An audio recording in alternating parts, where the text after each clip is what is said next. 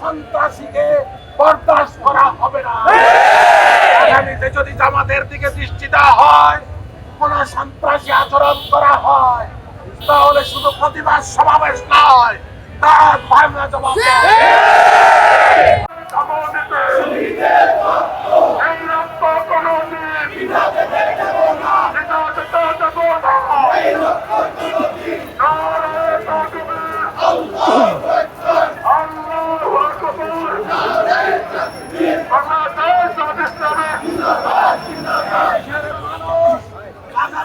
জামাতকে ক্ষমতায় দেখতে চায়।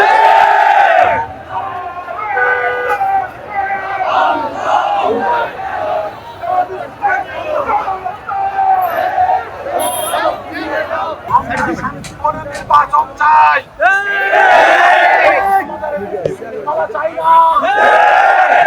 তারা যদি আমাদের সাথে বিশৃঙ্খলা করতে আসে, আমরা ছাড় দিব না। বাবার কোন সুযোগ নেই। মানুষ আগামীতে জামাতকে ক্ষমতায় দেখতে চায়। জামাত সকল প্রশ্ন আগামী ইলেকশন এবং সন্ত্রাসীদের মোকাবেলা করবেন। এই পীরের বাগে জামাতের কাঠি, পীরের বাগ শিবিরের কাঠি, কোন সন্ত্রাসীকে বরদাস্ত করা হবে না। আগামীতে যদি জামাতের দিকে দৃষ্টি দেওয়া হয়, কোন সন্ত্রাসী আচরণ করা হয়, তাহলে শুধু প্রতিবাদ সমাবেশ নয়, তার ভাবনা জবাব রাস্তার মানুষের কষ্ট হচ্ছে বিদায় আর বক্তব্য বেশি করলাম না।